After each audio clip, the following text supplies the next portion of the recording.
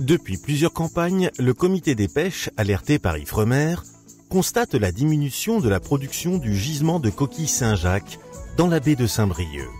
Pour répondre à cette diminution, le comité a mis en place un programme sur 4 ans de soutien à la reproduction en semant des naissins de coquilles Saint-Jacques issus des closeries.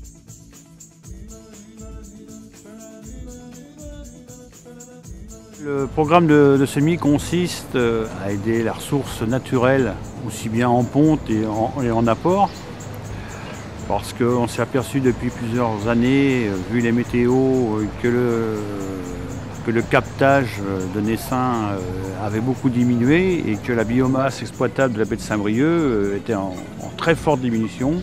Et la décision a été prise avec les pêcheurs pour faire un semis. Dans ce programme interviennent bien sûr les pêcheurs et les closeries du Tinduf pour la fourniture de naissins de coquilles Saint-Jacques. Et on travaille aussi en collaboration avec Ifremer et les pêcheurs pour choisir les zones les plus propices à recevoir ces naissins. En plus de définir les zones de semis, les concertations entre le comité départemental des pêches et des élevages marins des Côtes d'Armor, les closeries du Tinduf et Ifremer permettent de déterminer la meilleure période pour semer ainsi que la quantité de naissins de coquilles Saint-Jacques à produire.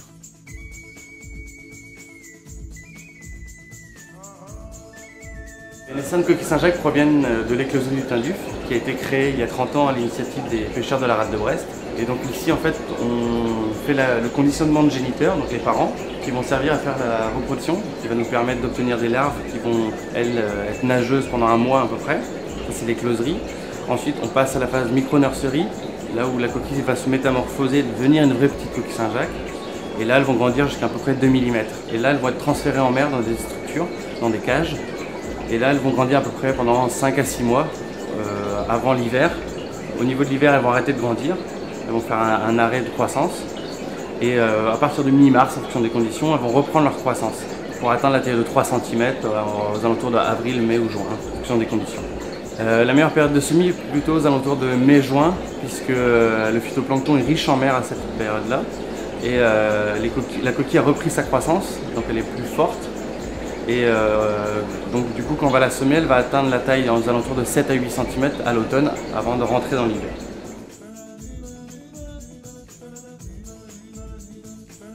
Le comité départemental des pêches et des élevages marins des Côtes d'Armor organise en association avec les professionnels de la pêche le semis des naissins et effectue des suivis pour observer la bonne acclimatation des petites coquilles dans leur milieu naturel.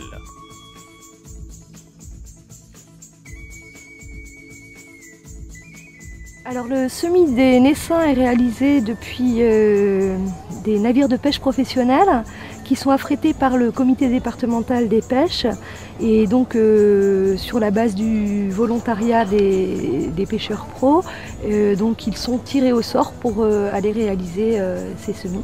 Donc les pêcheurs qui sont sélectionnés par ce tirage au sort signent avec le comité des pêches une convention pour réaliser les semis. Un suivi des semis est réalisé 2 jours puis 7 jours après le semis proprement dit par des plongées qui sont réalisées par des pêcheurs en plongée, des pêcheurs professionnels.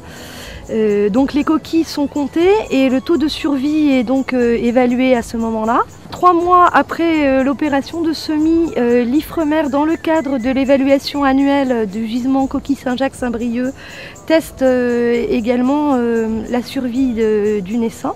Ça n'est qu'1 an après le semis que le taux de recapture par pêche professionnelle pourra être réalisé, étant donné la taille commerciale des coquilles Saint-Jacques.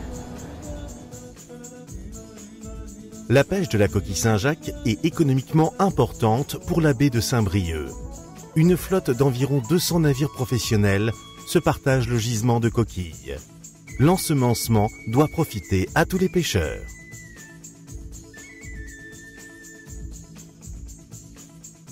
L'application des pêcheurs dans ce projet, c'est surtout du bénévolat. On se rend compte quand même qu'il va être temps de faire quelque chose. On a mis une réglementation en place. On a mis des anneaux avec une dimension supplémentaire. On a mis des horaires, une surveillance. Mais on se rend compte que malgré tout ce qu'on a mis en place, ça ne suffit pas. Depuis 2-3 ans, il y a des mauvaises pontes dans la baie de Saint-Brieuc. Donc on est parti sur un projet de ressemencement, c'est que pourquoi pas. Maintenant il faut attendre 2-3 ans pour voir le résultat aussi. On est quand même plus de 200 bateaux à avoir la licence baie de Saint-Brieuc pour la coquille Saint-Jacques. Donc il était important pour nous aussi d'assurer au moins entre 3500 et 4000 tonnes de pêcherie durant toute une saison. Maintenant, si le programme-là peut nous permettre de faire 1 ou 2 semaines supplémentaires, ce qui nous ferait à peu près environ 500 tonnes, c'est ce qui permettrait aussi d'assurer un revenu pour les professionnels.